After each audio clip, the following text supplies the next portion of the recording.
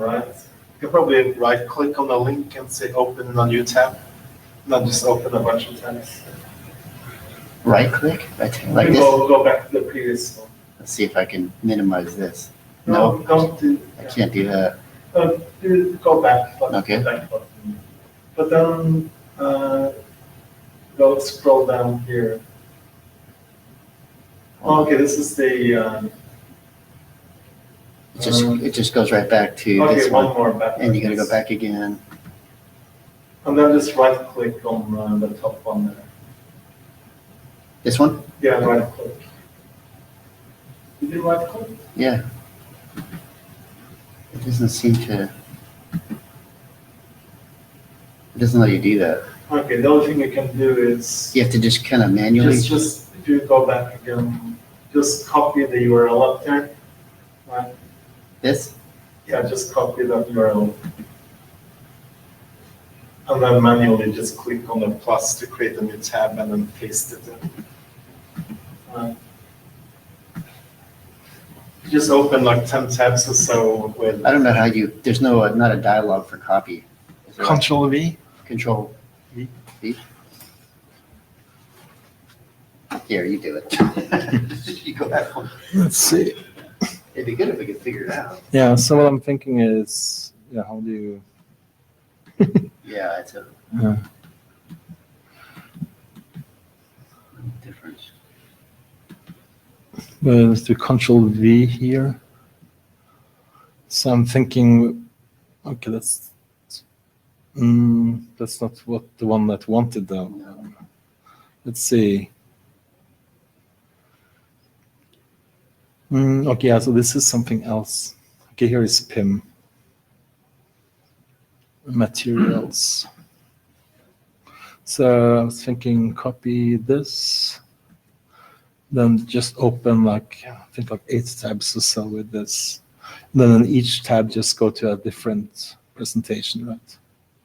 Oh, I see. So like in this one, we can go to the agenda status. This one will go to BFD. Okay. Hey, Greg. Yeah, hi. Let's present. See what I'm doing? All right.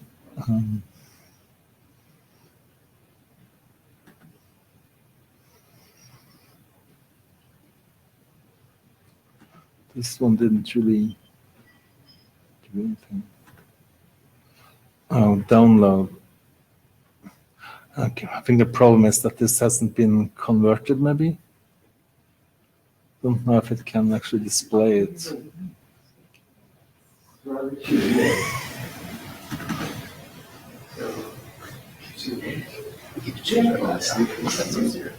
Okay, no, it did work. I don't know why, what the problem was. Okay, null register packing. Multi-IF.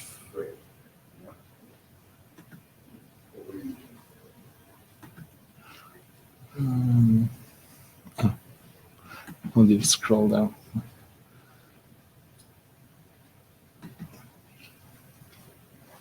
Oh, almost done.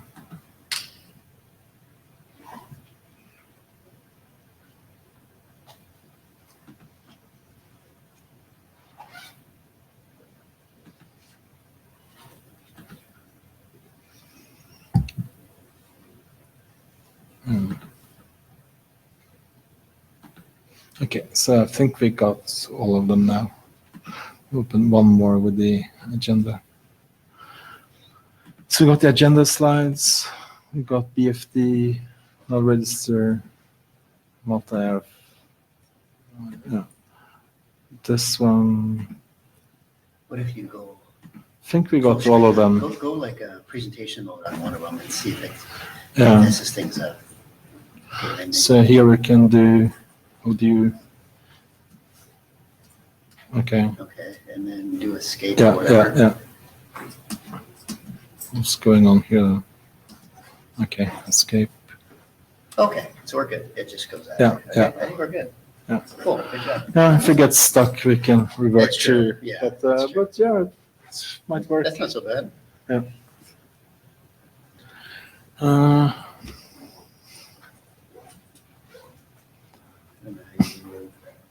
Yeah, I guess you can't really do full screen on these, and that's fine. yeah, let's see, I think Control L. No. No, I think like some PDF viewers use Control L, but that doesn't work in a browser. Let's see, is there some kind of presentation? This one, I guess. No, that's fit. Okay, not quite what you want, but It's not quite, no. but it's maybe good enough. No, I guess this is probably the best. I don't know. There is another option, I think, in the browser. Yeah, how do you do this? Guess maybe over here. Isn't there full screen?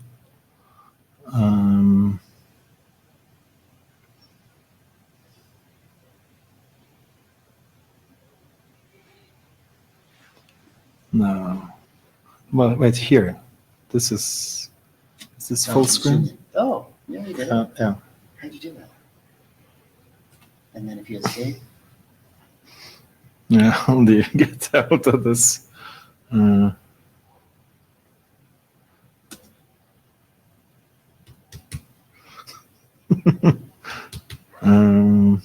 see. Yeah, I don't know. Whoa, you did something cool. Yeah. Oh, this is something else.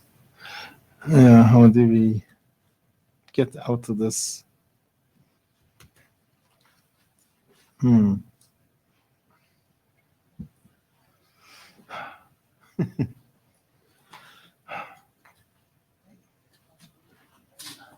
We'll queue up our laptops.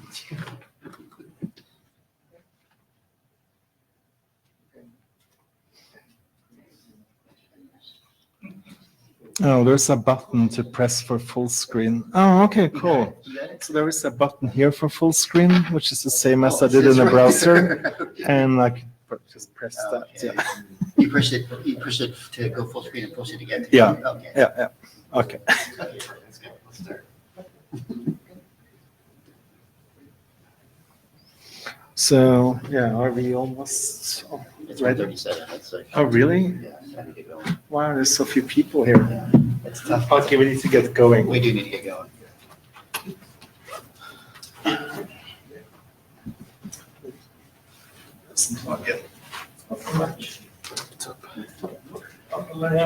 It's a tough one. Yeah, I was kind of just waiting for everyone to show up. I thought, it wasn't time yet. So slowly coming.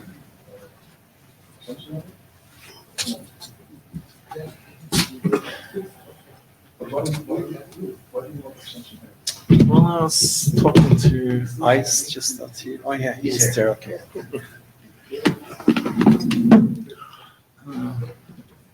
By the way, there's also this to walk between the slides. The Does clicker. that click on this? Yeah, I think so. If I hold it the right way, maybe. I mean, that's what this is for, right? I remember during the. Oh, it's it wasn't even wasn't in. plugged. Oh, sick. Yeah, they were not. That's all they needed to do to the year. They just needed to put it in. Okay, let's get started. Let's go. All right. Okay. Good. Yeah, welcome to PIM working group. See, you have hopefully seen a note value before. It should be the same as you've seen in other meetings. This is our agenda. So, yeah, the first step is what we are doing right now. Just go through working group status and stuff. Any comments on the rest of the agenda? Hope we didn't miss any requests. Yeah. Don't think we have all the presenters in the room, by the way, but we'll see how that goes. They'll get here eventually. And thanks to Monkamana for taking notes. Yeah, thanks for taking notes. Okay, so this is the working group status. The big news is that we published our first Yang model. So that took a long time and a lot of effort from people. So happy to see that done. There's also a PIM Yang model that also is completed. It's just waiting for some references, I think. Basically some other documents that need to be published as RFCs as well. Yeah, we got a lot of stuff in the queue now. Also, the reserved bits is in the RFC editors queue. And we requested publication for the IGMP MLD snooping Yang model. So just waiting for our AD to get the cycles to look at it. And also PIMDR improvement. We also just requested publication. So lots of stuff we completed. And also MSDP Yang model. So we did get some response from Alvaro. He reviewed that and we needed, waiting for a new version, I believe. DR load balancing as well. We requested publication. Alvaro had a lot of comments that I addressed on one of the offers. And it's going to RSG evaluation now. Then we have some working group drafts, just 3 more drafts. So basically all of the drafts I just mentioned, they're all like in the queue to be published.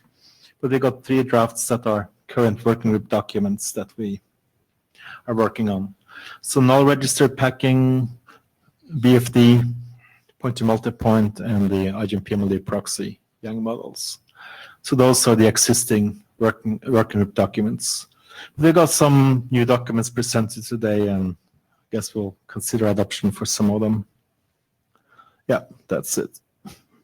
Right. All right, any comments on that? Okay. Then the next on the agenda should be, yeah, probably, yeah. That should be, let's see. Maybe this one. Yeah, yeah. So, there should be present. You think the clicker is working? Yeah, it's working. Should be. Excellent. Yeah. It's so rare here. Yeah. You're special. We figured we had to actually push it all the way into the computer. Probably Hey, cannot. Other chairs cannot figure it out. Okay, so this is an update. There was a very interesting discussion on the list about more expedient detection for the load balancing, and we already have proposal how to do DR-BDR expedited monitoring using point-to-multipoint BFD, or how it's referred to in RFC as BFD for multi-point networks.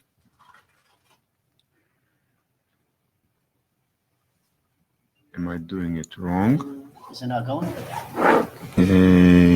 No. I guess we aren't here. No, it's probably, I have a bad aura. Yeah, we've actually had it working earlier, but I know, I broke it, yeah. Okay. all right, okay, we'll give up on that. Okay, thank you. Okay, so how it works. For designated router load balancing, so RFC introduced, well, now will be RFC because, okay, the draft introduced 2 hello options, capability advertisement and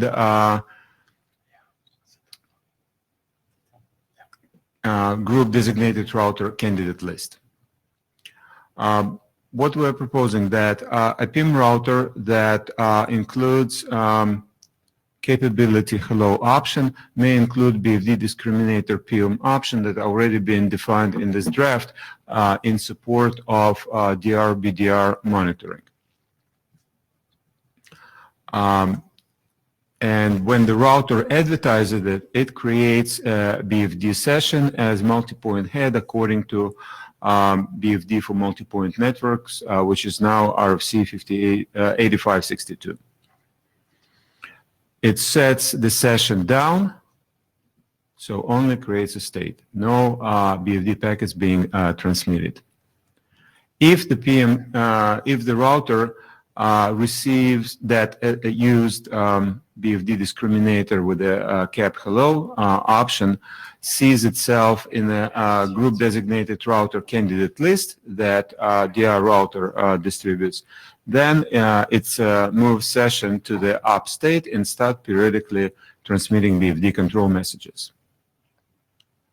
At the same time, DR creates, or before sending the first updated candidate list, it creates a session as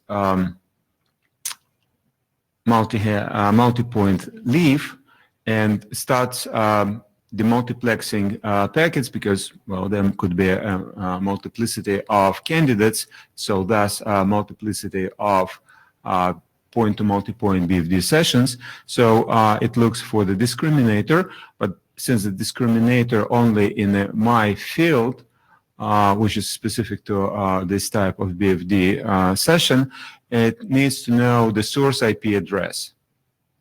So, and as already stated in the document, the source IP address must be the same source, the same IP address as included in hello, PIM hello. So the idea is, if we can go next slide. So the idea is that DR monitors the well-being of candidate, or it could be DR and BDR, because it's a multi-point network, and then can detect whether the candidate is available. So if it's not available, it can generate updated candidate.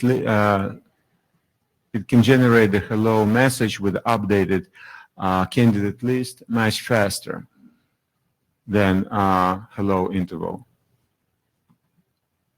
And thus the convergence in a load balancing will happen much faster.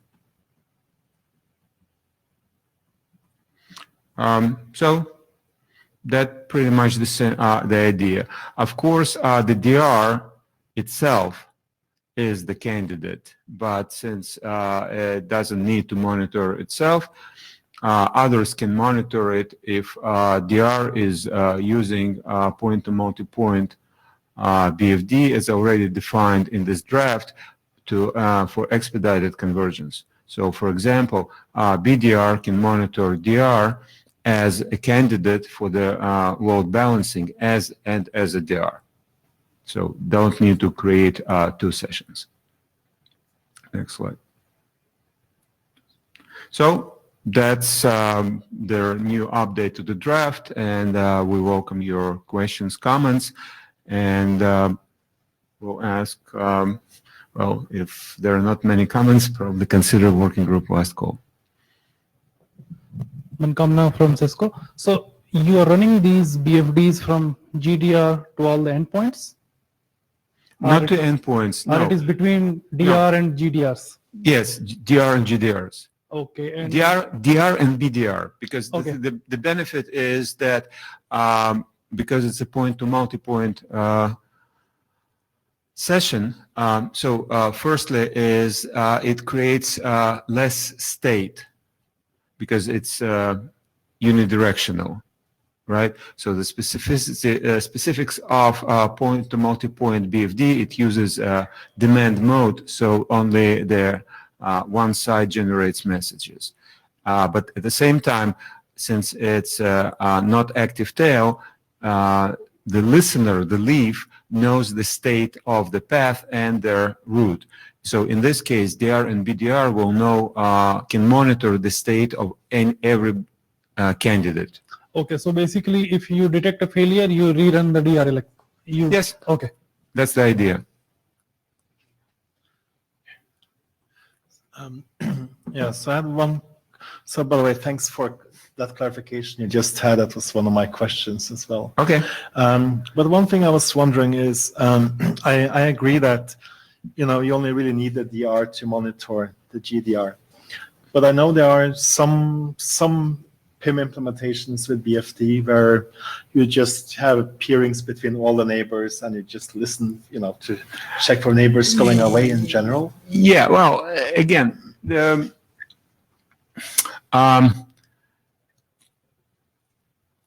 we are not mandating it. This is option. They're nice about point-to-multipoint that comparing to RFC 5880, which described all the, actually 5880 described all the possibility. For the PIM, applicability is, I believe it's a single hop BFD, so it's asynchronous mode. Asynchronous mode will create more state, because if we have, the more routers we have on the same shared segment, the more PIM routers on the same shared segment, so the more state of BFD sessions that create full mesh between will be there. So, and I think that that's where the benefits of using demand mode and point-to-multipoint BFD will become more significant. Yeah, the main thing I was wondering about, in a way, was it says here that you, on the GDR, you take the session state up or down based on whether you are currently announced. Yes. And I was wondering a bit, does it make sense to just always keep it up in case some PIM neighbors are interested? Well, the thing, well, actually, it's a good, again, if there is a use case when it might be interesting just to track the well-being of a node, yes, but at the same time, well, again, we might make it optional. Yeah, so I don't really have any answers, but I was wondering about that. But I see, on the slide here it says must set the session, session state to down. And maybe it shouldn't be. Well, again, the idea is that since we're using it to track only those who are listed in a candidate list, so if we want to make more generic, saying, okay, well, we are tracking everybody who announced their capability to be a candidate, then we probably will change that. Because then we'll change it even from the beginning, that when after they announce their capability, they will set their session up. Because current text says that the session initial state is down, and you bring it up only if you see yourself on the candidate list. So if there is a use case to make it, well, let me see. If it use case to make it less restricted. Okay, so for example, we can say should set it down. So which will allow implementers to consider some environments where they want to start it up to begin with, and then we can say should take it down, which will again give them justification not to take it down. Yeah. So I don't have any answers, but one thing, for instance, I'm wondering about is, one is the DR state, right? It's useful to use BFD to quickly determine who is the DR or GDR. But also possibly maybe things like a search state, for instance, if you track neighbors and you see that the assert winner went down. That's there could be things like that. Well, again, I'm not that versed in PIM scenarios. So if there is a use case, I would be willing to discuss it, and then we can modify and make it less restrictive. But yeah, I was gonna say thanks for doing this. I mean, sure. I'm one of the authors, so the load balancing too, and I think that this makes it better. Thank you. Okay. Thank you. Are you requesting anything? Yeah, actually, ask him about the last call, I guess. Yeah. Again, since Stig mentioned that there might be some scenarios that might change their normative language, let's keep it open for comments from the list if they will really like idea of making it less restrictive. For example, change must to should. And if there are such requests, yeah, I think that there is no problem. But I would like first to understand why before making it. And after that, we'll see. I'll try to provide comments on the list and see if we can, make some progress, before the next meeting. Great, thank you. Okay. Let's see. What's the next one? It should be the IGM proxy yang, I think. Yeah. Yeah, that's the one. Is it? No, sorry. That's the one we had some trouble with, so it kind of came out in the wrong order. This one. All right.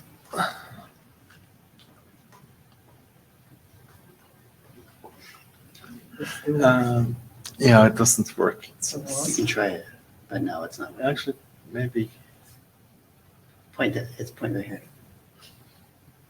Point it right here. No, okay. Yeah, we had it working for a few seconds. Okay. Good afternoon. I'm Xufeng Liu. I'm here to give a quick update to the IGM-PIM proxy YAM model. Next slide, please. So this document just recently been adopted to the as a working group document. So after that, this is a first update after the adoption. Next slide, please.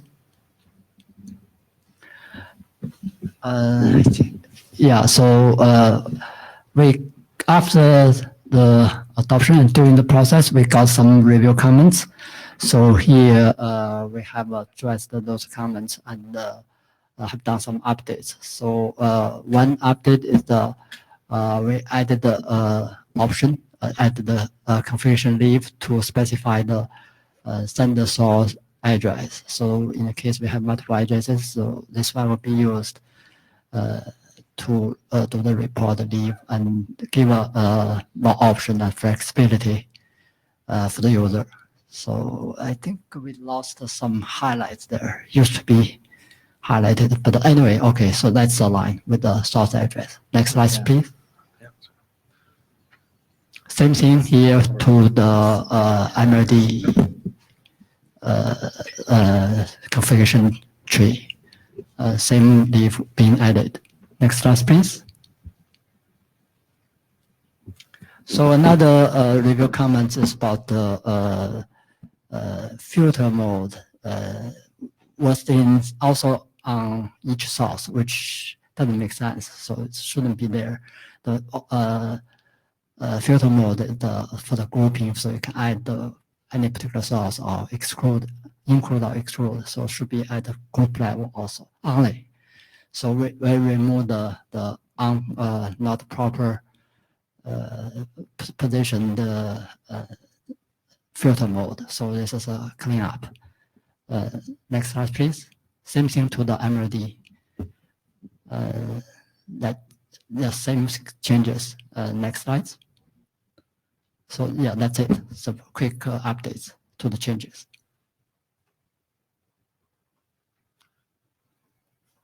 All right, thank you.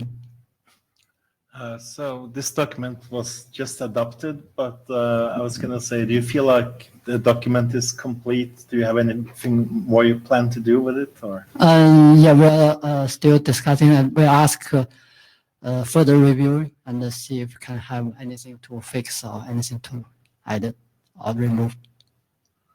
So one thing I imagine for any vendors to see if their implementation works well with this, or if needs some adjustments to the model. Right. And also for anyone using the model for any management, if it has what you need. Yeah. Thank you. Where's the blue sheet floating around right now? Where is it? Anybody need it? Blue sheet? Thank you, great. Thank you, guys. Okay, I guess I'm You're next. up. Yeah. I don't know which one it is, though. Non-registered packing, it should be over there. Can I ask now? Sorry, it's too late. But can I ask one thing? Just my Ashutosh said, just a question about explicit mode tracking. Do you think that your draft already includes the explicit mode tracking function? May not. Yeah, if you can sense. Well, the reason why I'm asking this is that because the explicit tracking, sorry for my really delay, but the explicit tracking mode itself is really important. That it's well known. The problem is that that function actually I was or I am or still the author of that expired draft, but so this is a question. So it's already expired, and maybe it's my problem, but the question is that whether we should include that function, because that function itself is really important. The problem is that the draft was not draft rejected. I mean that the draft was accepted, but the problem was I'm not sure, but the intention of the draft status, for example, it should be a standard track or informational or experimental, and the other vendors are already implemented, and there is no consideration about wired communication. So there was a comment from the AD. So why we definitely need to have that kind of draft, especially for other standard track document. So that's why it's really stacked. And but that function itself is really important, and I'm sure that several vendors are already implemented that function, and young models should focus on that kind of important function. So the question is, what we or they should do. Yeah, so at least it's possible to have a young model for something, even if there's no draft or RFC for the actual functionality.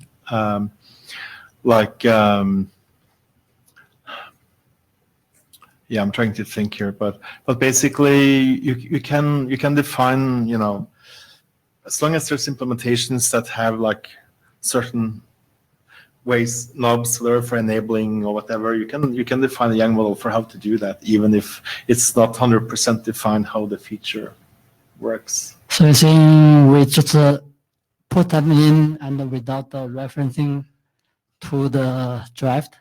Expired draft. Oh, the expired probably cause problem, even worse than Yeah. not referencing that, right? So Right. otherwise reviewer will see. So Right. yeah. Yeah, I mean, it's important that I think that there's a common understanding what explicit tracking means, but I think that's pretty well understood. It's just that there's no document for it. Technically, I think it's fine to have an informational reference to an expired draft. Is that right? Yeah, but it has to be just informational. Yeah, usually in the model, if it put any reference statement there, they ask for the normative. Right. Yeah, no. What I mean is just in general with RFCs, if it's not normative, then it's okay if it's just an expired draft. But another thing is whether it's okay for the reference to just be informative. Yeah. Okay, we think about that. So see if we can get some direction from chairs, will be good. Another thing, though, is when you are making this model, you try to define what is kind of common for all the main implementations, right? So, do you know whether all of the ones you looked at already have explicit tracking, or something we need to look into? We need to have some feedback. If any vendors can have some information, that'd be great. So we know who will be doing. We'll try to actively pull some vendors to see if we can have some information. Yeah. Okay. All right.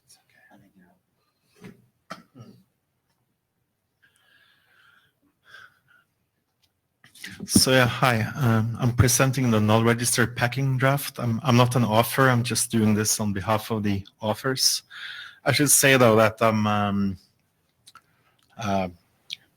I've been closely involved with the authors discussing this and stuff. So just so you're aware of that. But it's just a quick status update of this draft, really. So there was a working group last call for this draft some months ago or weeks ago.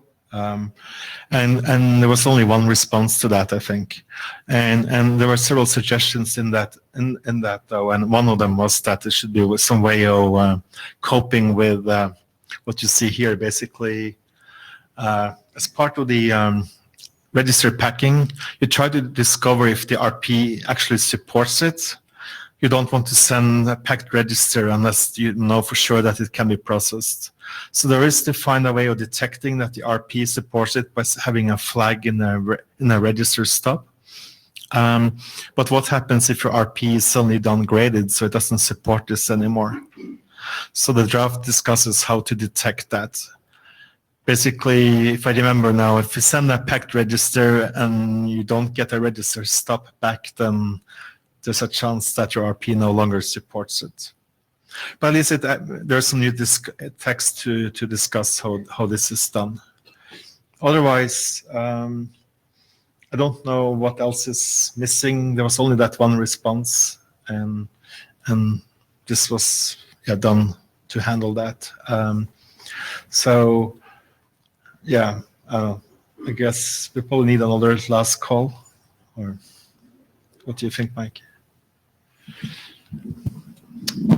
When did we do the last call last? Do you remember? It might be like 2 months ago. I think it was after last IETF. Okay. I think you sent out the last call requests. But yeah, so at least as a chair, I feel like we need more responses than one person at least.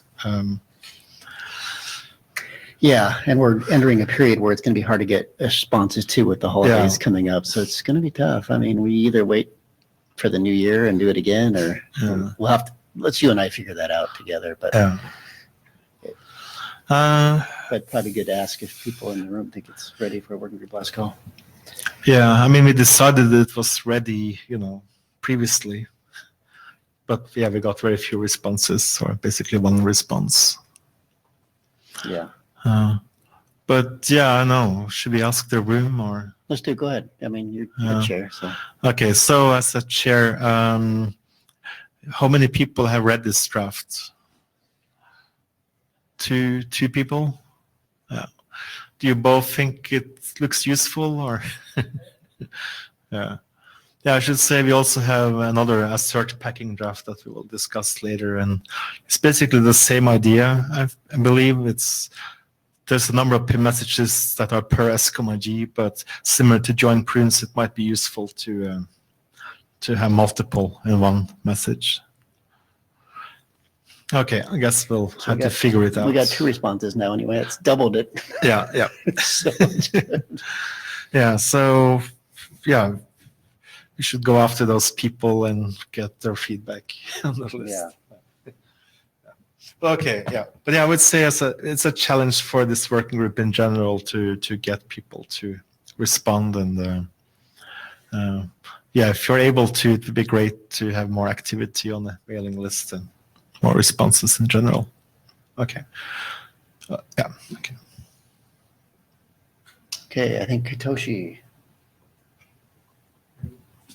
is up. Let's find it. You presenting? Okay.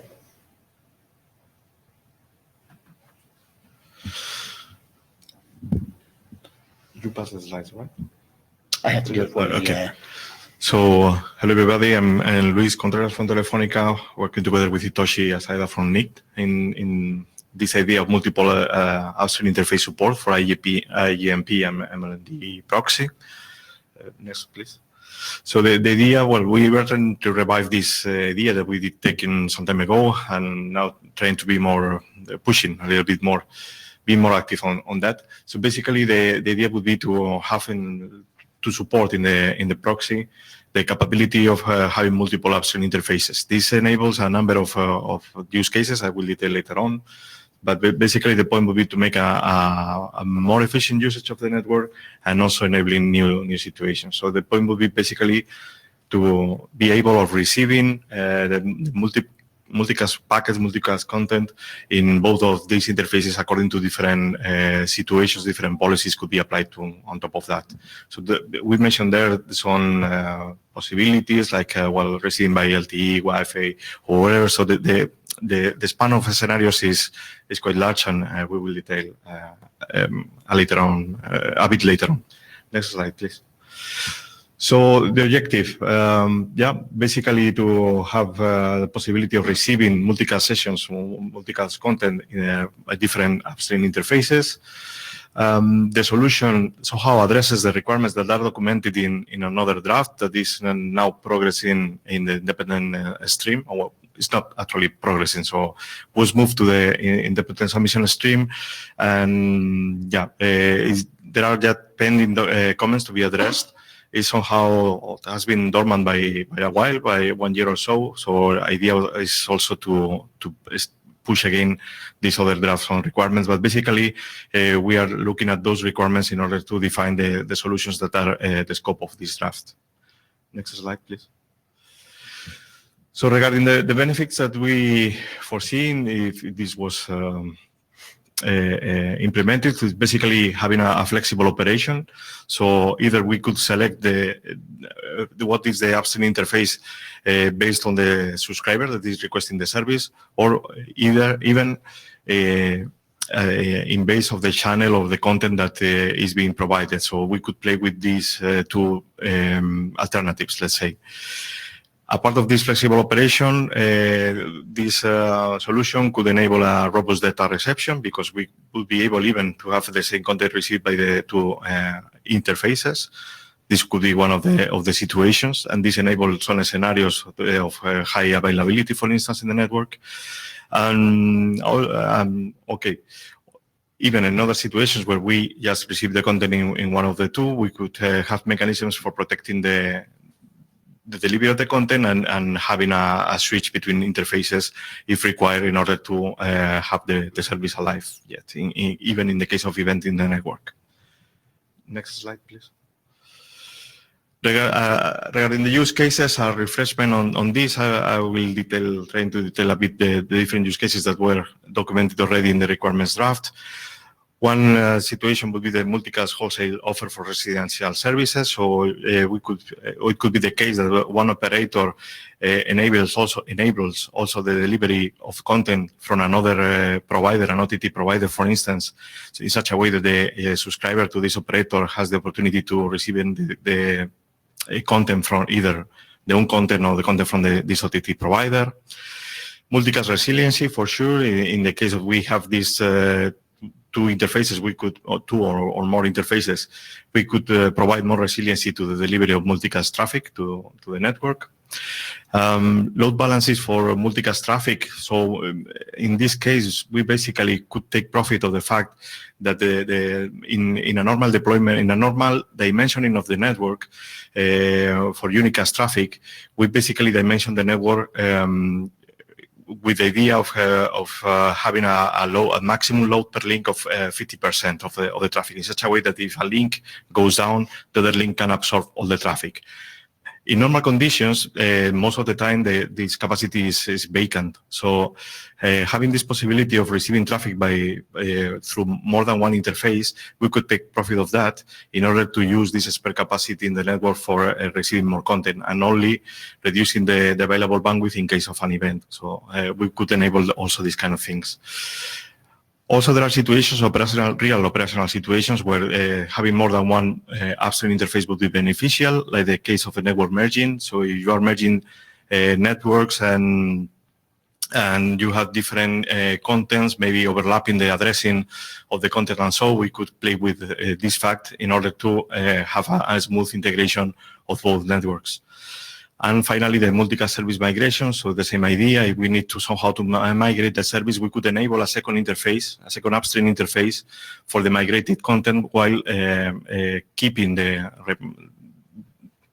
another interface for the old content. So all of this, as I mentioned before, is documented in the requirement draft. So it's available also for you to check. Next slide, please. So we in this solution draft, we are proposing two ways, two chances. One would be the automatic upstream interface configuration. For this case, for this choice, we have yet we need to do some more investigation how to solve the point. So here there is a list of questions that we are trying to address. So for instance, how the proxy can automatically select the appropriate upstream interface for each channel. So we need somehow to identify what would be the required logic for doing that, or even if there would be required some kind of signaling for enabling that. How the proxy can detect inactive upstream interfaces, maybe checking the status of the interfaces, maybe enabling messages for that. And also something to research, to investigate is what would be the triggers that would make the proxy switch from one upstream interface to the other. So these are open questions that we will try to address in the next version. Next slide, please. For the second choice, that will be the centralized control, so something like SDN. Basically, what we would require is to have a centralized controller that is able to instruct the proxy in order to use one interface or the other, based on either on the subscriber or in the content, or both.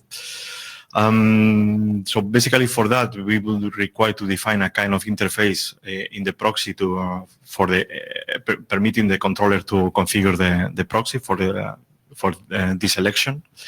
One benefit of this centralized view would be that the controller could have a centralized overview of all the proxies in the network and probably coordinate all the mechanisms of delivery, instructing the proxies accordingly in order to set up the proper trees not the trees, but in order to identify what is the appropriate upstream interface for delivering the traffic. And this could be done based on information about congestion, user recognition, etc. So we could rely somehow also in things like telemetry and so for having these kind of decisions. Next slide, please. So regarding the next steps, our idea is to keep keep working on the analysis of the automatic configuration. So understand what could be trying to figure out what would be the signaling procedures for enabling this.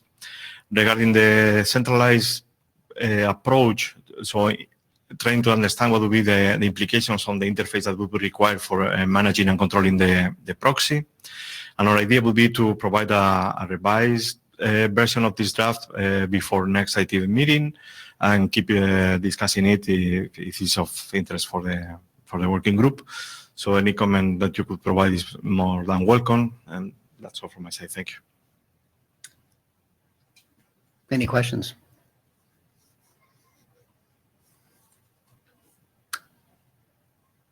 Okay, very good. So this is still on the individual track, right? I mean, that was the plan forward, and it's going to stay on that track.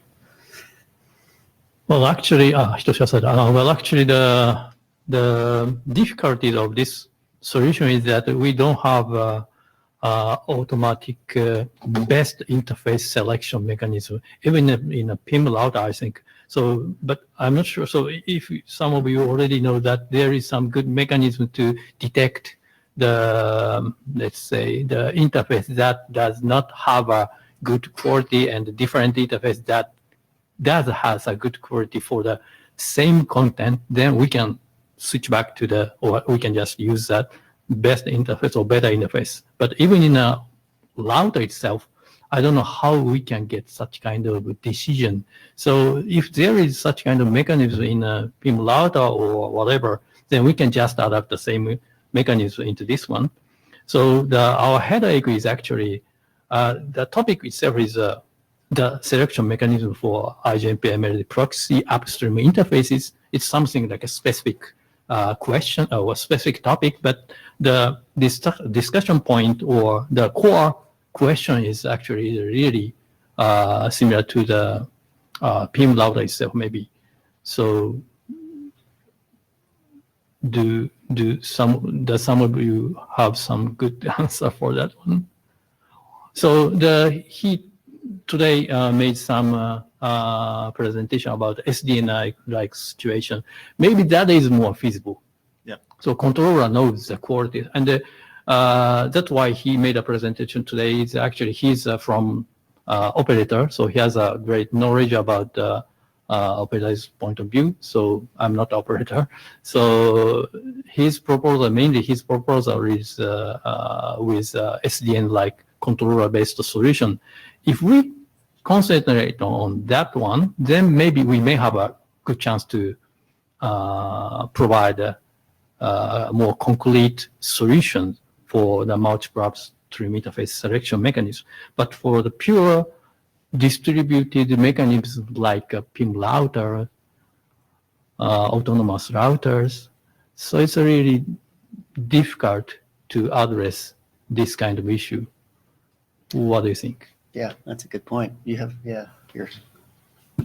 So, not sure how relevant, but I know this one implementation that supports multiple interfaces that makes use of the, well, it means it's a PIM router too, but it makes use of the RPF interface towards the RP address towards the RP to determine where to send a report.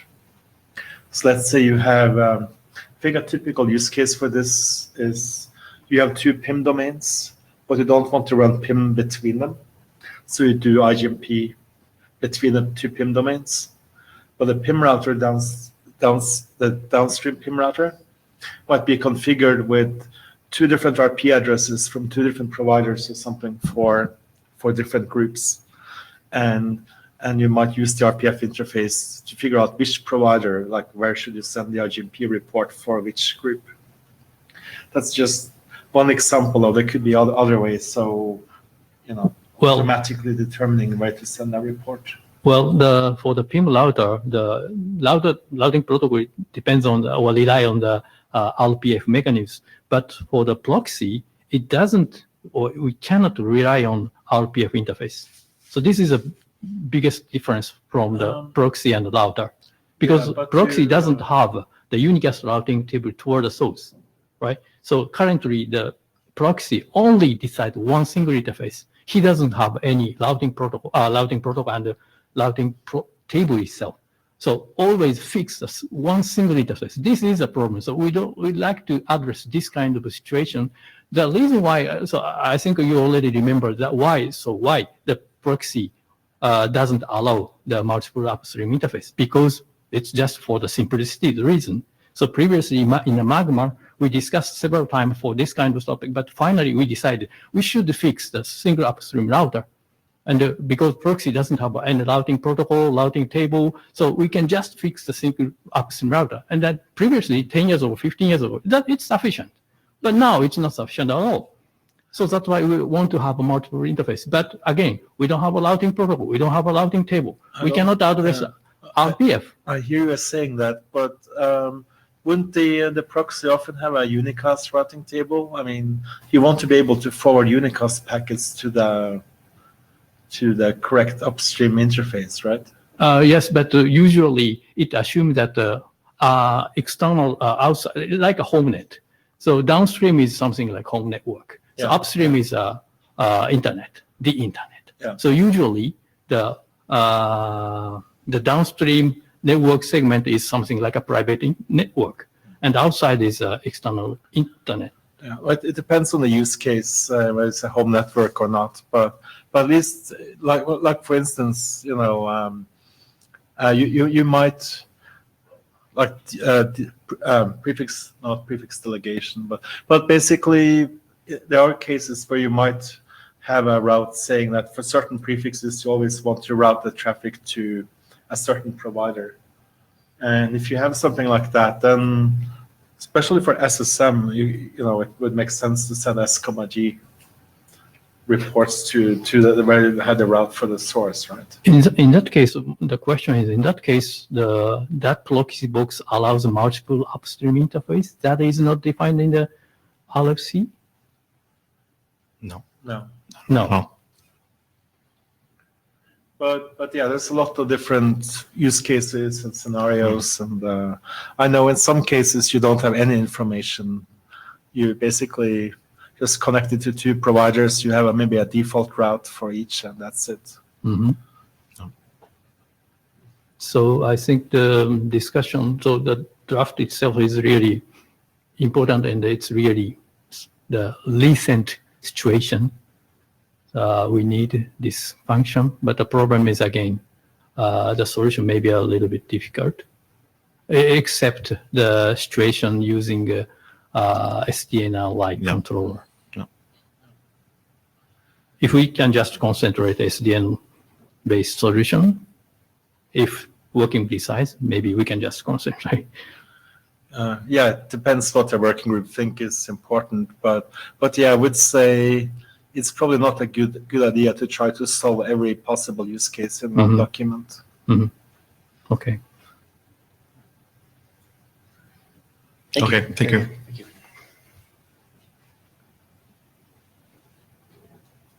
I think you're up again. Yeah.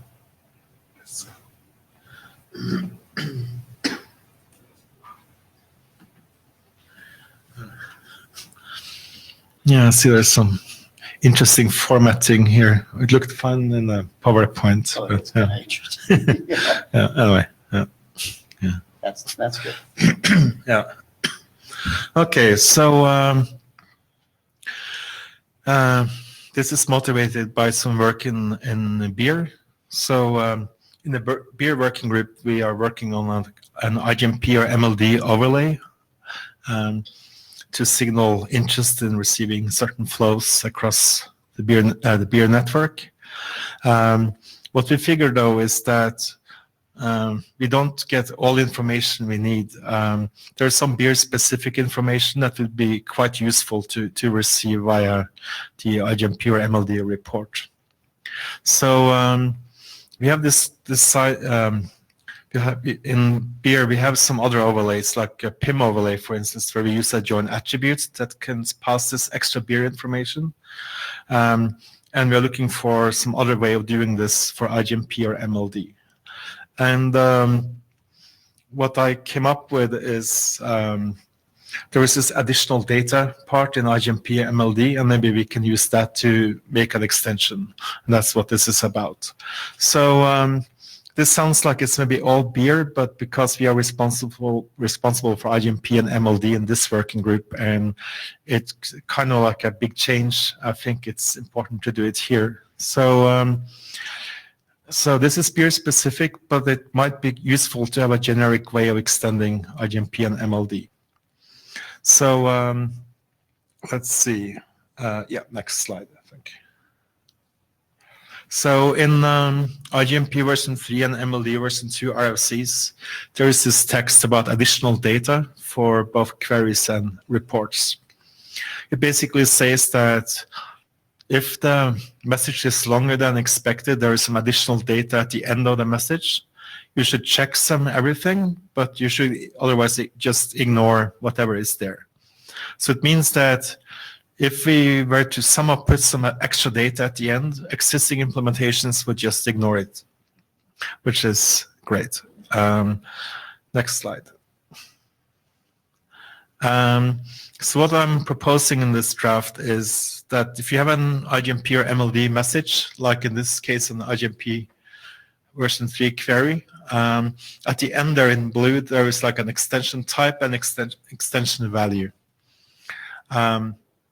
So you could say if you don't support some kind of extension, then you just ignore this.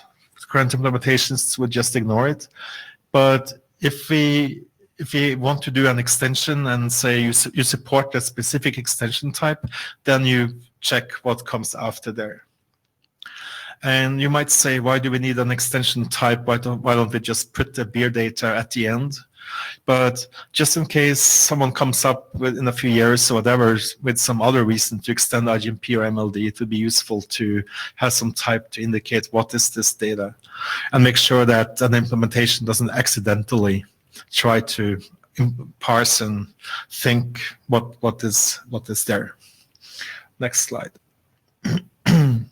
So, excuse me. So even though I'm not considering any other extensions, I think there's a chance at some point in time we might want some other extension, and that's why I want to have this extension type there. And the idea is current implementations would completely ignore it based on the current RFCs. If you support the specific type in the extension, then fine, you process it. If you don't understand or don't support that type, then you, again, just ignore it like you would do today. Torles. I haven't seen any bit trying to kind of distinguish between what I think you want to do right now, which is kind of ignore if you don't understand, versus the, sorry, this is not backward compatible, please panic if you don't understand it. It's an error. Right. So one thing is, I don't want to require any changes to existing implementations. But yeah, if you support, but I know we are defining here what you do if you support extensions. And then something we could say is, yeah, if you see an extension type you don't understand, then no, it's sure, panic. right? I mean, I was just thinking that in the past we had in other protocols. I'm trying to remember where this thing, and I don't have a good example right now, but it might be worth to consider that bit. Yeah, no, certainly. I mean, depending on what that extension is, it could be that it completely changes how you use the data in a message, and if you just treat it as a normal message, it could be bad somehow. Yeah. Hitoshi Asaida. I'm not 100% sure, but IGMP query doesn't have a version number field. Is right? Yeah, it's based on the length of the message. Right. So currently, host just recognize the size of the query message, and then the sum, let's say 100. This is just for example, 100 byte query is like a version 1. 120 is version 2, 130 is version 3, like this. Yeah, so yes. If you just add the query message and it changes the length of the query message, you may fail if we have the IGMP version 4. Right. So let me comment on that. So at least the way it's defined now is IGMP version 2 is 28 bytes maybe, I'm not sure now. It is a certain size, and if the message is larger than that size, then it's supposed to be treated as IGMP version 3. Right. Partly because, at least for like a specific query, the length is variable as well for version 3, so it's not always a fixed size. But I get your point. If you were to ever define IGMP version 4, we would need maybe some other trick than just the length to decide which version it is. Okay, it's something I'll look into that. But yeah, I believe it should be whether it's the minimum size or longer, and that is the determinator. Okay, I'll look into that. So about these extension types. So yeah, I was saying how you would ignore it if you don't support it and stuff. Also would say though,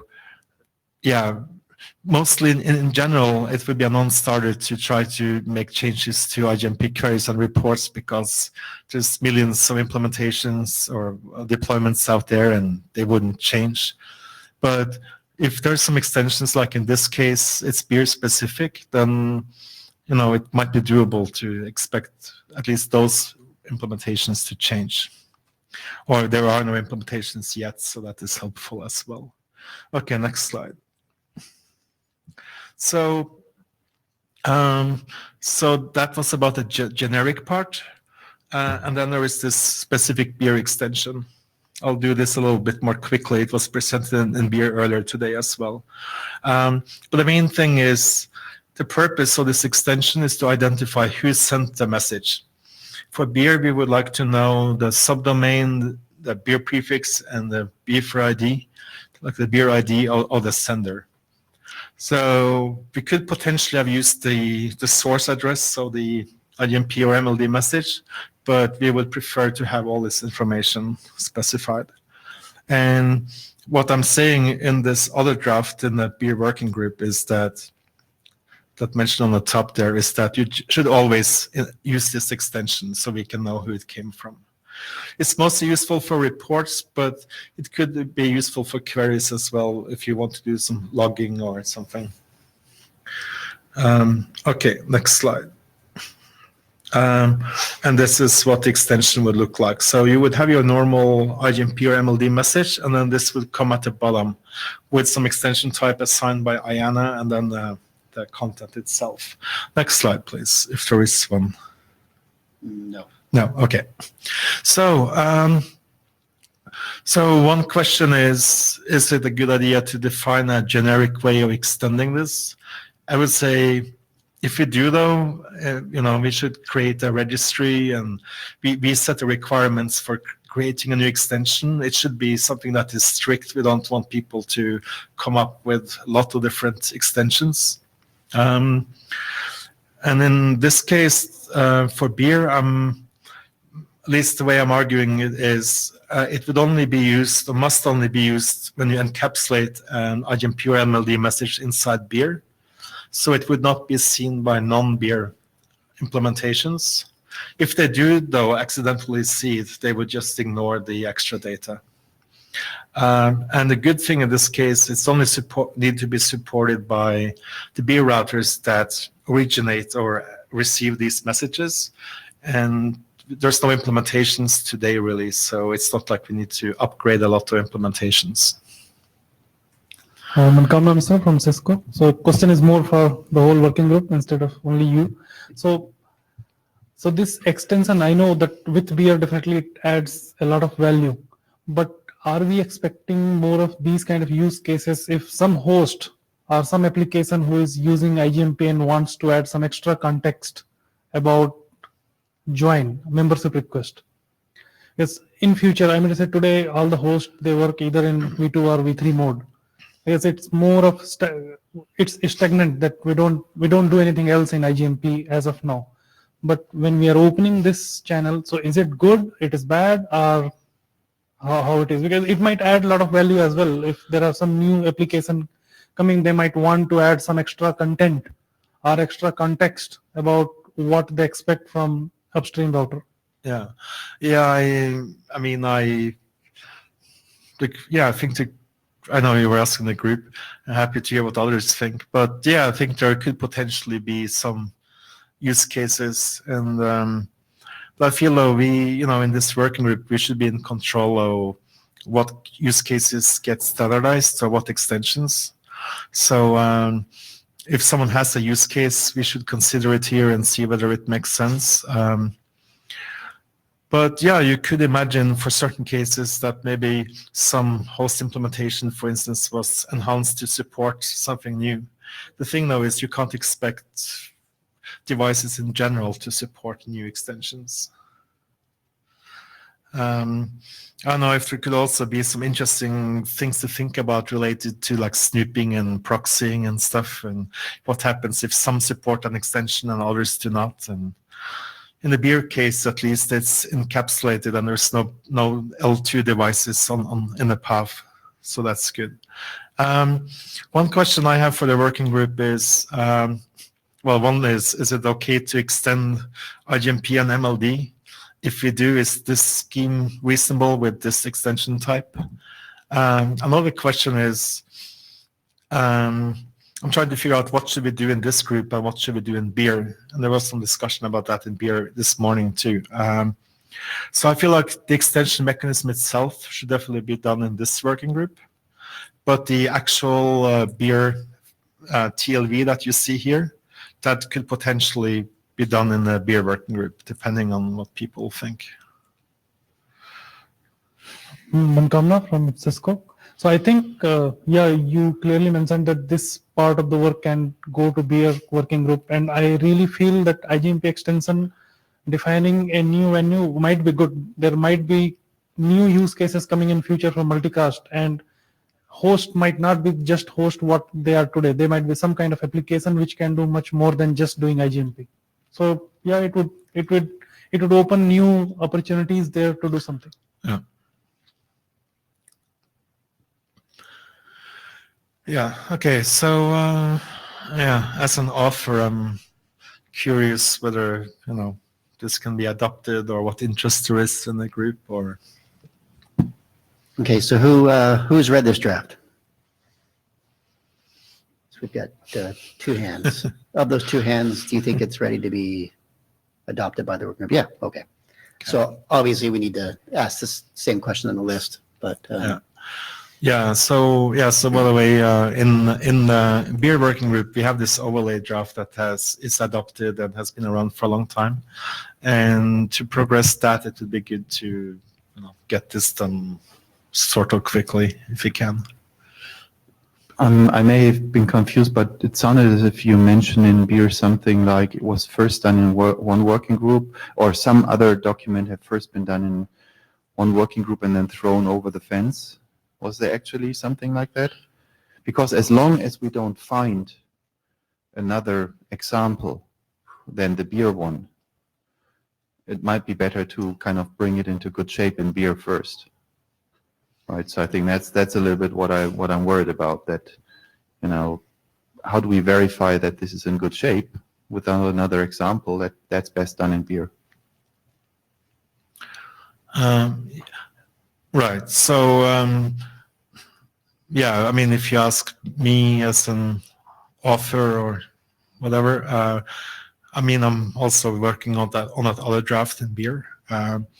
I feel like it makes sense to do this option in beer actually, and there's been like TLVs for IGPs and so on too that were defined in beer, because the actual use case of the option, how it is handled, what you put in there and so on, that's all beer specifics.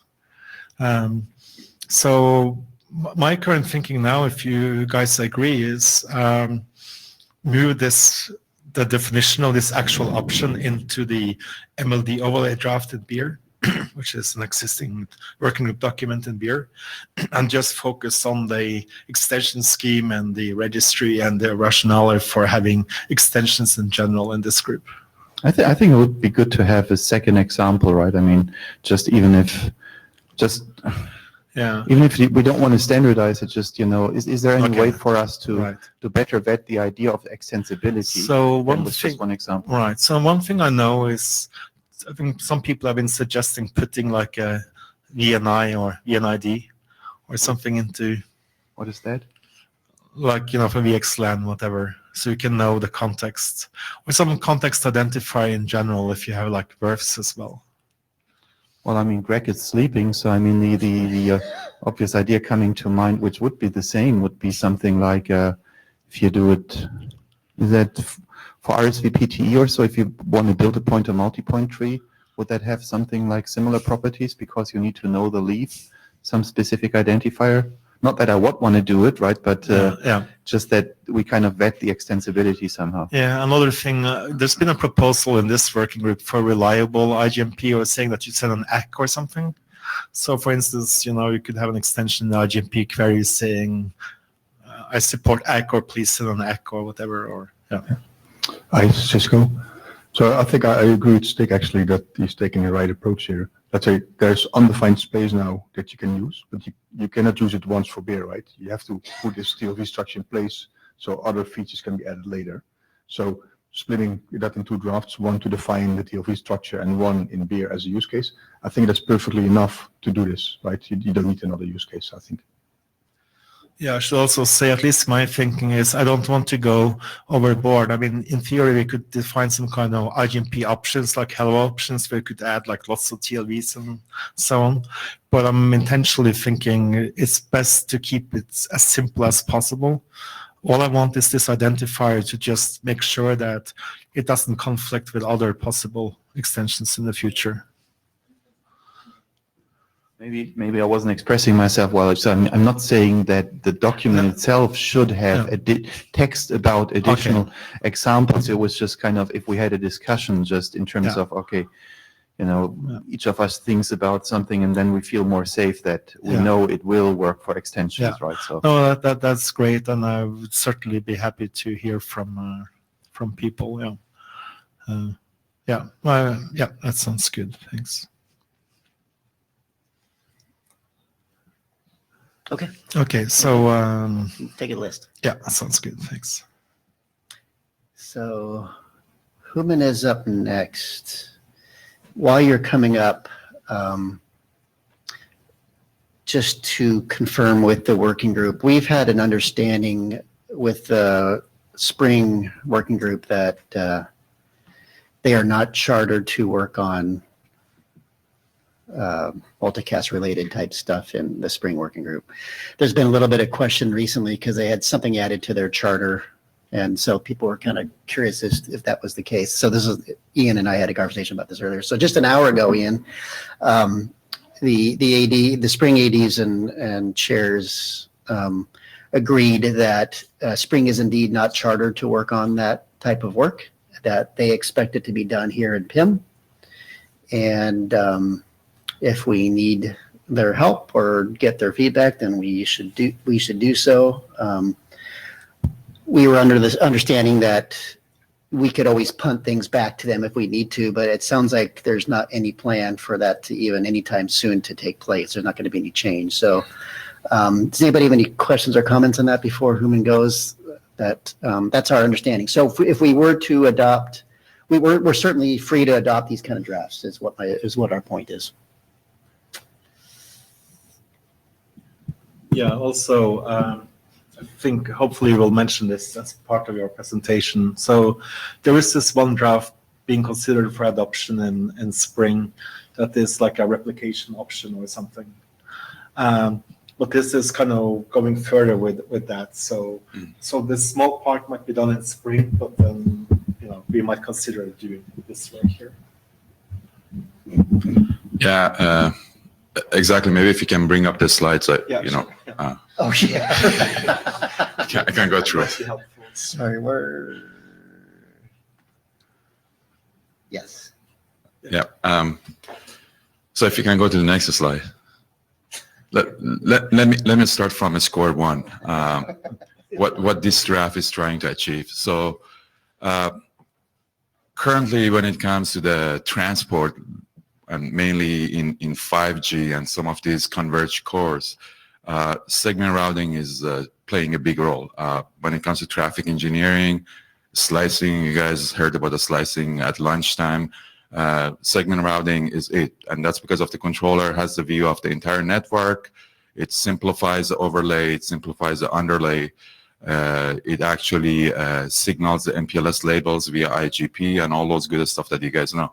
So the issue becomes that when we go to providers and we try to sell them segment routing, if they have any multicast type of services that is running currently MLDP or point-to-multipoint RSVPT, then the question becomes, I want to stay in the MPLS type of transport, but now I have all these MPLS signalings that I removed from unicast. What should I do? And this is where this draft and this idea comes into play. So basically, when it comes to the transport, it's the same transport that we have today in MPLS. It's just an incoming label, outgoing interfaces, and outgoing label. So there's nothing changed on the data path of the MPLS. It's just how we nail down the point-to-multipoint tree. This idea says, let's use the controller to nail it down. Previously, we were using signaling like LDP and RSVPT. So that's the only part that this draft is trying to resolve. It's trying to simplify multicast, remove some of the current legacy, and I use that term carefully, legacy multicast protocols, and moving to the STM controller. If you can go to the next. So here's a brief story how it started. I think my previous explanation kind of explained, what was the steam behind this idea. Now we started introducing a draft in Spring. Spring source routing, multicast. Every single node you have a state, and you need to make a decision at every single node on transit or even on the leaf. So it's not so much of a source routing when it comes to the multicast, and that's where they become a little bit of what's the right word? Clash? Maybe not. I don't know what's the right word to use here. In the Spring charter, saying that this is not source routing because every single router has to make a decision, and this is why we introduced one draft in the Spring. It's a replication segment. I'll explain later on what the replication segment is, but the bulk of the work, which is the point-to-multipoint policy, how the whole thing works, we decided to bring it into the PIM just because we felt like, there is more multicast expertise here, and, they can address this point-to-multipoint tree better in PIM rather than in segment routing. So this is how the architectural draft has been sliced and diced as of now. There is one small draft in segment routing in Spring. The reason that we put it there, at the end of the day, this draft talks about seats, it talks about policies and a little bit of segment routing. So we needed to have something there. But then, as you will see in the next slides, the entire idea is a point-to-multipoint tree, and the bigger architectural draft is going to be, we are hoping that is going to be worked on in this working group. So next slide, please. So here are some of the relevant draft. You guys can go through it. So the entire idea is that there is two architectural draft. The PIM SR point-to-multipoint policy, which we're going to explain here. The replication segment, it's a very small subset of the point-to-multipoint policy. So the point-to-multipoint policy actually covers the replication segments and the bigger picture. And then there's a Yang draft, which we put in the Spring as of now too. I don't know whether we need to bring that into the PIM or not. We can discuss that. But if you look at the Yang, it kind of explains how the architecture is. It gives you a good overview of what this whole idea is all about. And then we need to have southbound and northbound, communication between the router and the controller. And that's where the two last draft is. There's a PCE draft that actually takes care of a southbound, and also there's acknowledgement northbound from the node to the controller. And then obviously the sexy one is the IDR point-to-multipoint policy for BGP SRTs. That's another way to actually program this tree. So there's two ways of programming the tree. Depending on the operator, they can either choose PCE or they can choose point-to-multipoint SR BGP depending on what they want. So next slide. So maybe we can, for the sake of time, go through the next two slides. Like you can skip the next two slides and go to the one with the pretty picture. Usually pictures explain much better. So here's the entire architecture of point-to-multipoint policy. So on the root, there is a policy that actually displays the root node and the leaf node. So you go on the root, you create a point-to-multipoint policy. You say, what are the leaves? How you learn the leaves?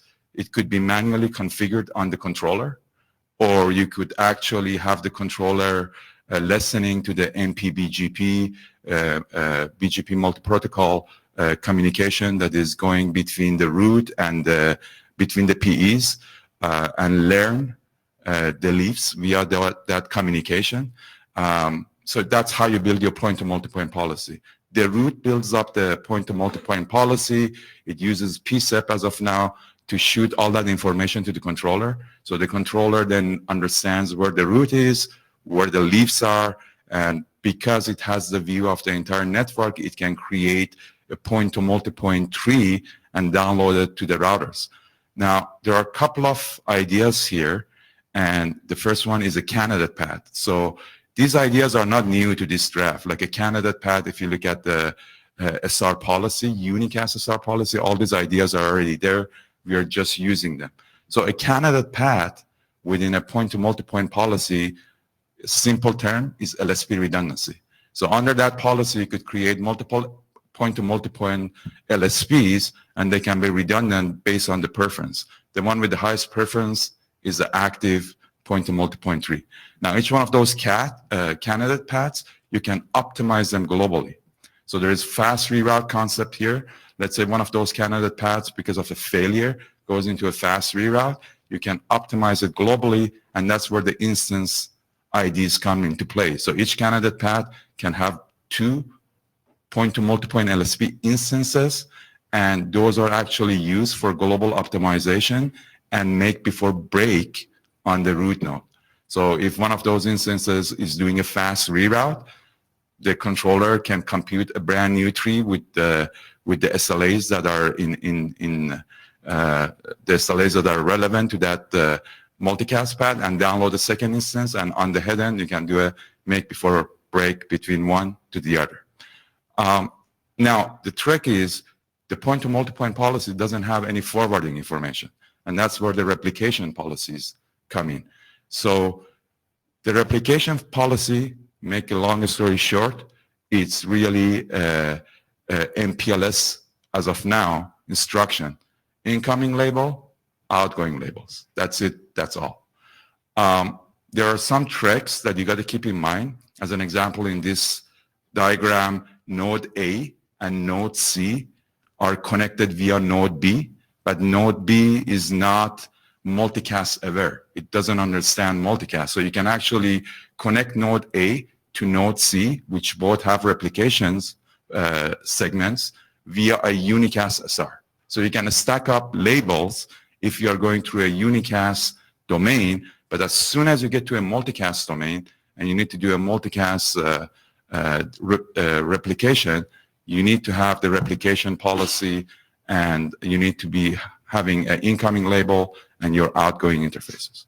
So this is the very high level idea of this draft. Next slide, please. So I put a couple of examples together just for like a case study. So in this case, we have a root that is on node A, and we have two leaves, which is D and E. So what will happen is that if there's NPBGP going on between PEs, between A, D, and E, A will learn that router D and router E are actually the leaves. It's going to send that information to the controller. The controller will create a point-to-multipoint policy with those information, and it's going to note the tree ID. Any multicast tree needs to have an identifier, and that identifier is a tree ID. It builds a candidate path, gives a preference of 1000 as an example to the candidate path. It goes to node A, C, D, and E. It creates the replication segments and all these nodes. That said, sorry, it goes on node A, C, D, and E because B is not multicast aware. That said, when it goes on node A, it creates a seed list that says push B, which is a unicast seed, and then push C, which is a multicast replication seed. So in this case, if the packet comes in on A, it's actually going to push B on top of the stack, C at the bottom of the stack. The packet goes to B.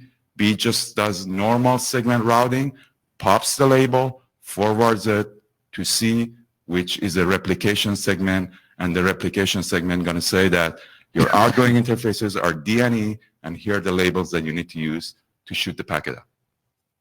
Is the forwarding state with this replication SID effectively the same what I have in NLDP or RSVPTE? Kind of, if I'm using SRMPLS, I got one incoming label, look that up, get a list of outgoing labels? You got it, absolutely. That's it. So why do we need to reinterpret this in the SR terminology? So that was my first point right off the bat. When it comes to the data path, it is the same. It's just that because of the controller, each router gonna have a segment.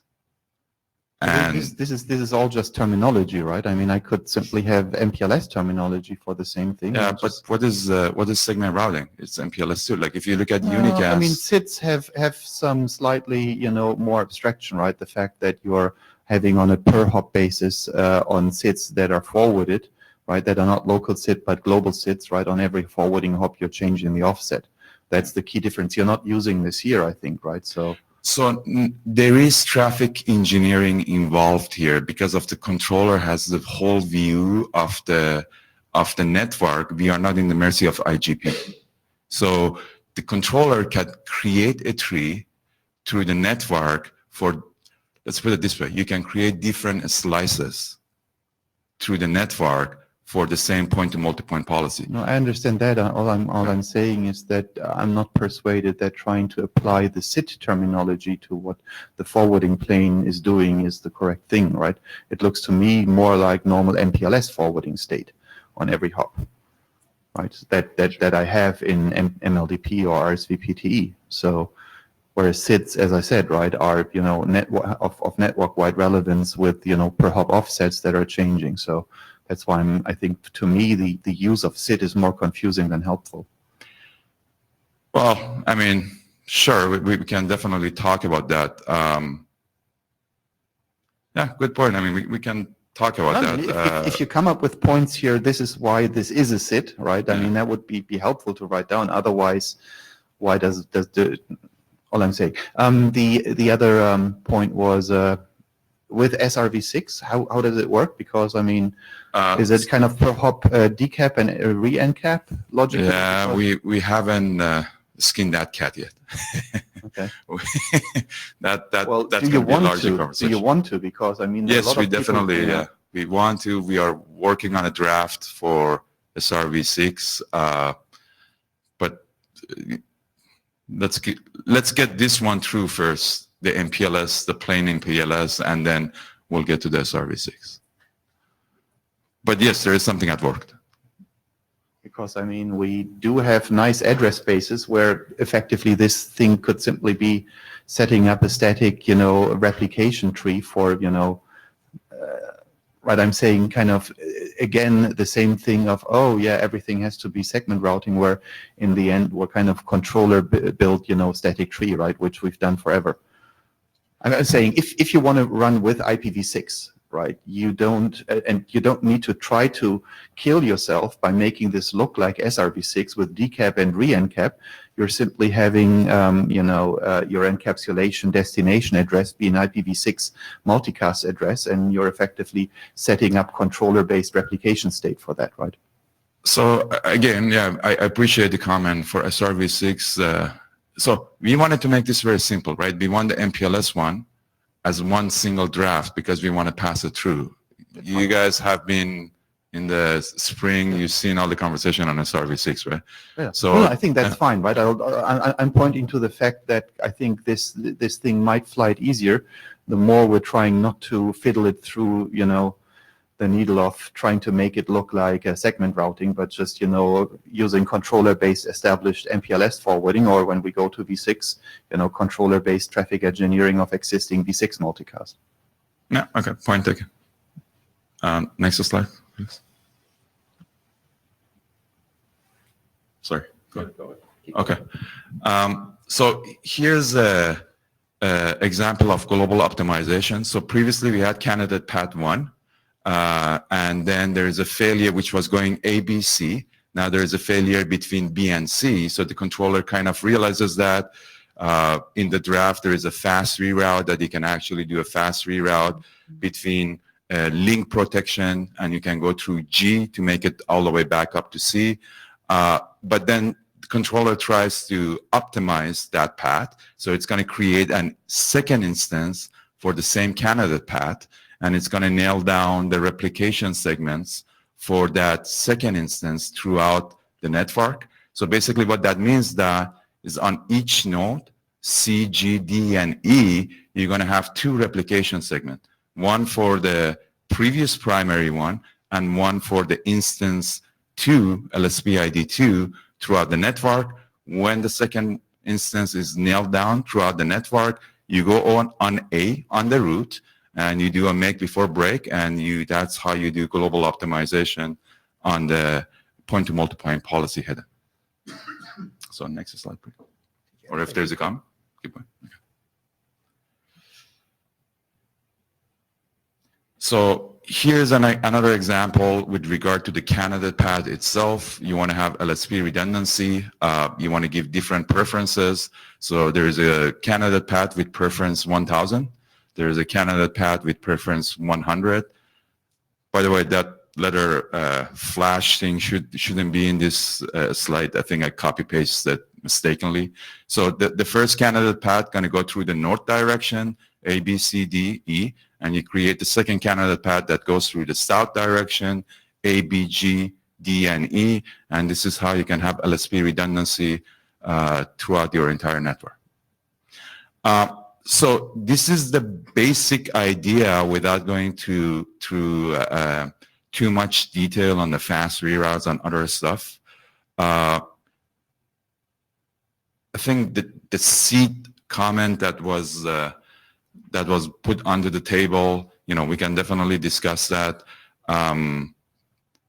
The reason that we decided to go with replication seed is obviously because we had it in the spring, right? So, so what are we trying to achieve with this draft? If you could go to the next slide, please.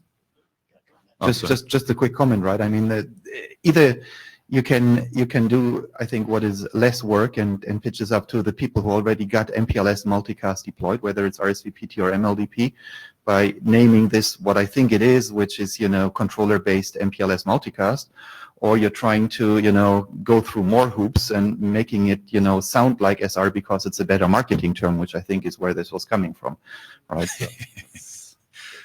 All right, understood. I do have a question. Are these SIDs?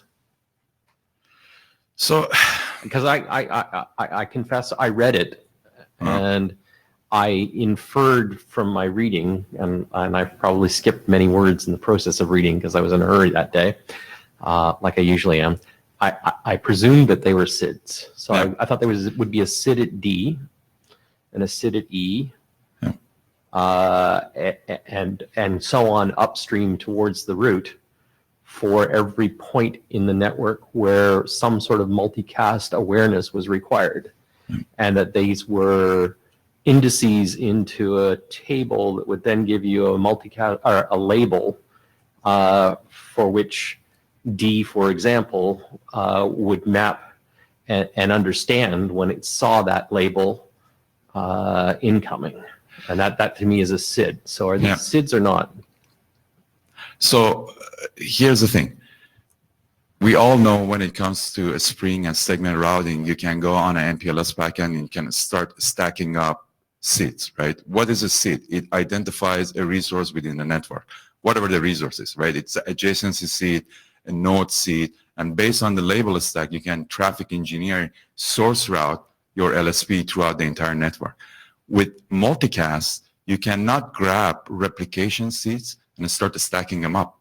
The reason for that is that when you get to a point that you have actually your like a branching point in multicast, and if you have stacked up SIDs, then you don't know on north direction which SIDs are relevant, on south direction which SIDs are relevant. That's the issue with multicast. That said, the reason that we keep calling it a SID is because this entire idea can work in a unicast. It could be actually source routing, source spraying. So you could actually go on the head-end router, create a replication seed, and that replication seed is actually built from unicast adjacency seeds, binding seeds, node seeds, all the way to the leaf. So multi-hop unicast seeds all the way to the leaf, and the leaf has another replication seed which just says, this is multicast, I'm the leaf, that's how. So this is the entire idea. That's why we call it a replication seed, because it's really identifying a multicast resource, a multicast seed within the network. Now, it's how you skin the cat.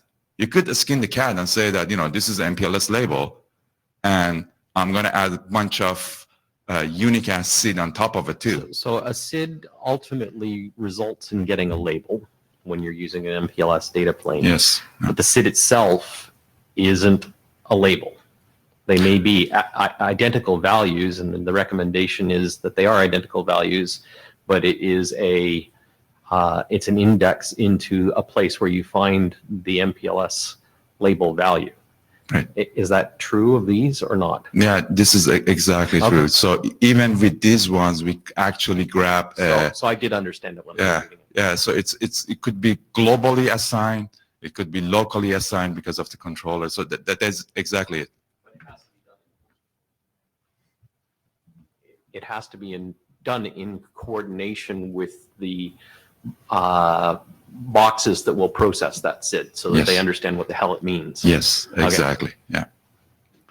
As I said, as long as we stick with MPLS, the distinction of whether we're calling it MPLS, right, or SIDs is a lot more subtle. But the problem is, as soon as we're starting calling it SID, we're running into the likely dead end that, you know, we're doing something a lot more complicated with V6, right, as opposed to keeping, you know, just a single, you know, just making it native V6 tree established by the controller, right, with some, you know, V6 multicast destination address where every existing IPv6 multicast router could, you know, from the controller build an engineered tree. That's basically, you know, if you want to have backward compatibility, right, for people that like to do things from the controller, that is the only thing you'd be able to do right now. Anything where you would have to do rewrites, you know, in SRv6 on every hop is not going to fly with any of the existing equipment. Let's just save it in multicast. Hi, Cisco. So I think here the SID is the label. I don't think there's an indirection here, right? Because you carry the SID in the packet, and that's what you use to find your next replication.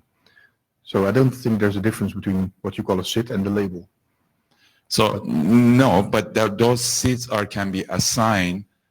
So I can go, let me put it. I think you need to unpack FRR and a bunch of other stuff rather than skipping it over to sort of get at all of this. And I agree on that. And I think that it would be really good if we, rather than having an oversimplified presentation, spend some time thinking about this. So this was exactly the point of this present, and I absolutely agree with you. It was just to bring some awareness to this. So, you know, on the next IETF, we can go in more details about fast reroute and all this other stuff. So the argument for the SID, if you really want to go that way, right, which I'd prefer not to do, because if I want to talk to people with, you know, existing deployments with MPLS, that's not only the easier solution, but better marketing for me. But as I said, the difference between the SID is when it goes across multiple hop, and then basically every hop changes the offset, right? So if that's basically something you want to have anyhow, right, then that's a good argument to call it a SID. So so when we started with this, it was just a global SID that represents the point-to-multipoint tree, right? So a single label was presenting that tree on every single router, right? But now that would be tree SID more than a replication SID. Yes. Now exactly. Oh, it's still. Yeah, I need to get new glasses. I'm sorry. So now when it comes to the replication SID, each one of these router can have its own SID area, if you will, can have its own bucket that will choose the label from that bucket. So what happened with the tree SID then? Sorry, I didn't follow that. So it could be either. It could be the controller creates a tree SID end-to-end. Each one of these replication policies is going to have the same label, or it could be uniquely each one of these replication policies is going to have a label or a SID that is relevant to that now. No, but what I'm saying is that a tree SID that is consistent through the whole network and it's not going to be rewritten on every hop is something you can translate into SRv6. Yeah, but I want to like this is exactly why we try to keep the SRv6 out of this, right? If you don't want to think about the different transport options for something you call a segment routing solution, you shouldn't call it a segment routing solution. Okay. Okay, let's move on. Yeah. So the next slide, please. So the next step is I think we had the SID argument in the spring too. So the next step is we are hoping that we can have a working group adaptation in PIM and work on this whole idea in the PIM group. Adoption? Is that what you said? Yeah, like if you guys can adopt this draft on the PIM group, you know. Do you want us to do it right now? I mean, if there's interest, why not? Okay. So who's read this draft? 1, 2, 3, 4, 5, 6. Of those 6 hands, who do you feel that this draft should be adopted? 1, 2. Okay. Just for not raising the hand, right? I mean, except for reading all the details, but I really think that the draft, the way you presented it, still struggles of well defining, where it wants to be, right? So I'm all for having, a controller-based, forwarding scheme for existing MPLS multicast hardware, but the way that this is being done, with calling it segment routing and, only calling it segment routing, but not caring about both transport for it. Those seem to be really Sure, we can have key scoping issues that we should discuss. Yeah, definitely we can have I'm not sure if I understand your SRv6 argument, but we can have it offline. Yeah, I think that it's highly premature to ask for working group adoption. I think that at some point down the road, when you've actually answered a bunch of these questions and thought about it more, and maybe gotten some more participation from others to help you think about it, it could work out, but it's way too soon for that. Yeah, we are completely open to the questions too. I mean, please send the questions to the working group and we'll definitely have a look. Thank you. Yeah, I would add that, it seems to be in charter and it's okay to do the work here. And we're happy to discuss it here, but yeah, it may be too early to actually adopt it.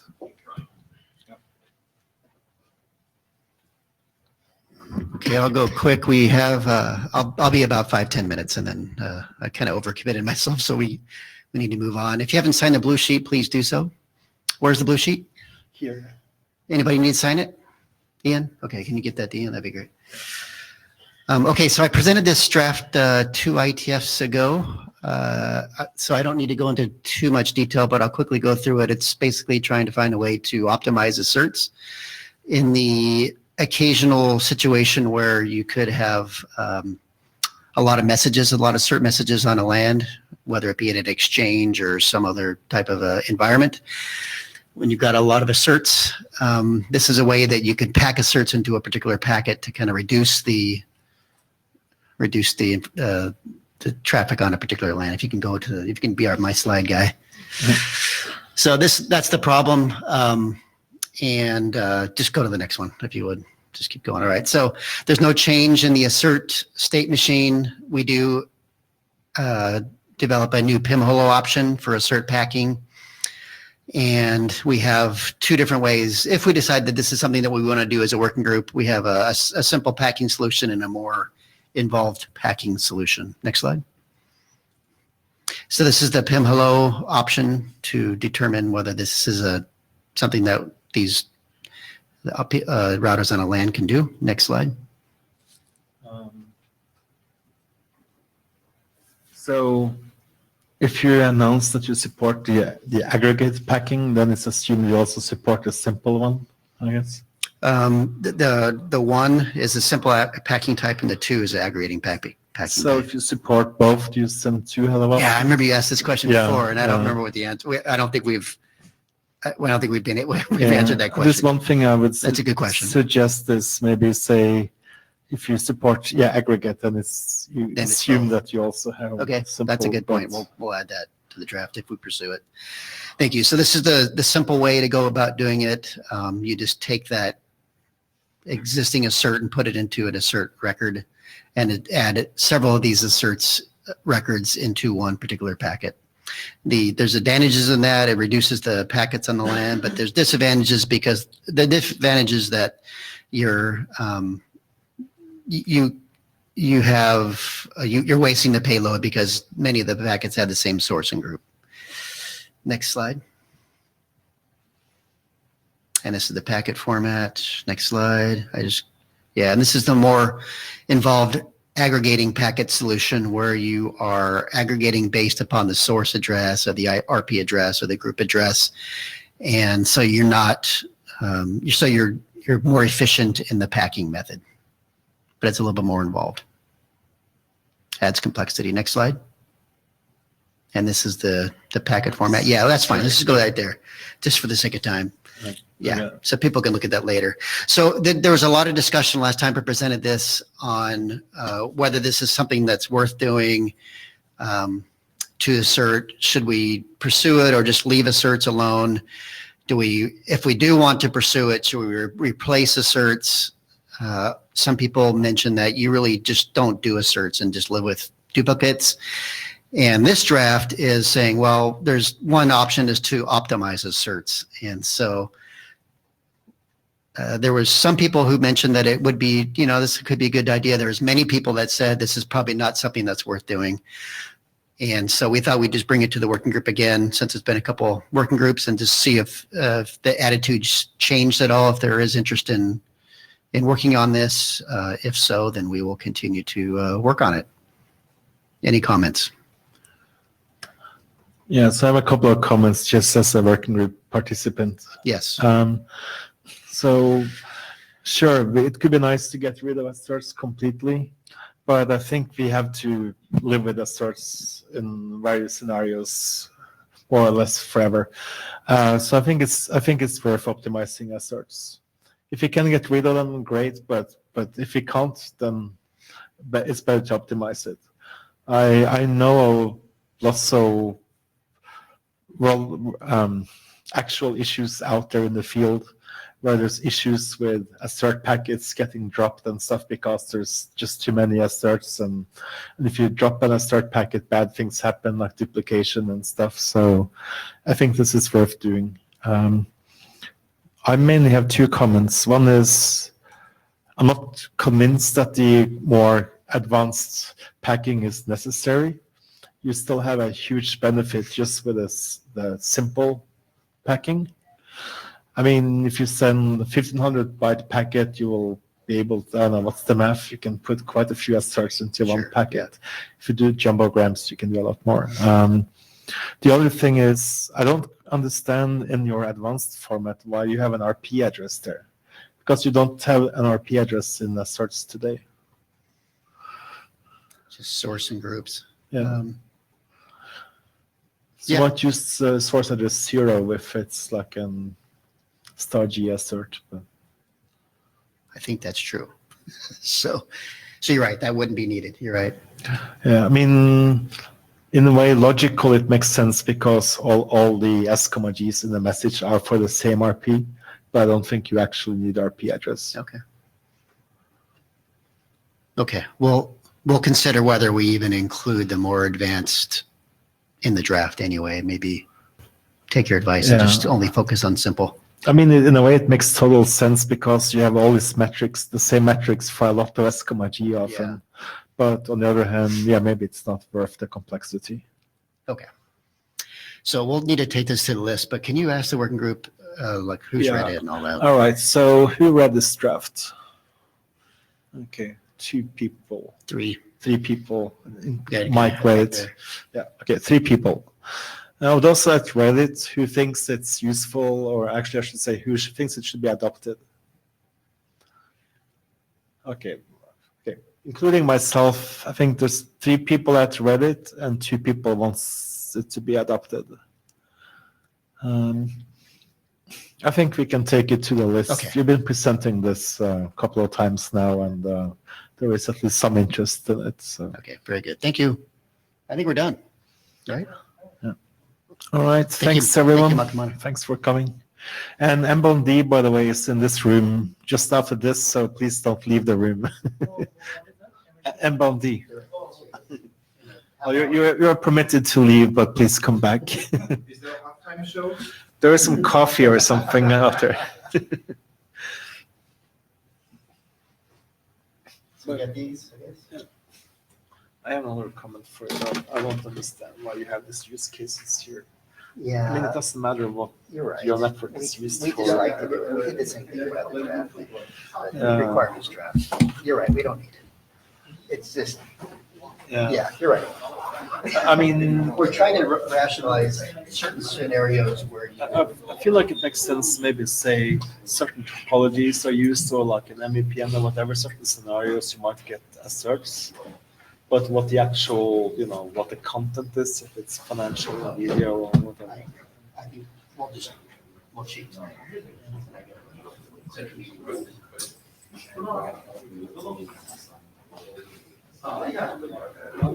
Good job. Can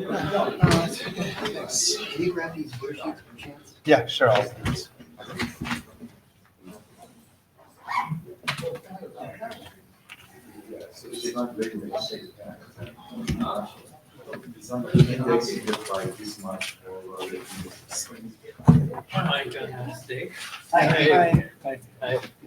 So, maybe, so I didn't expect I would say something about the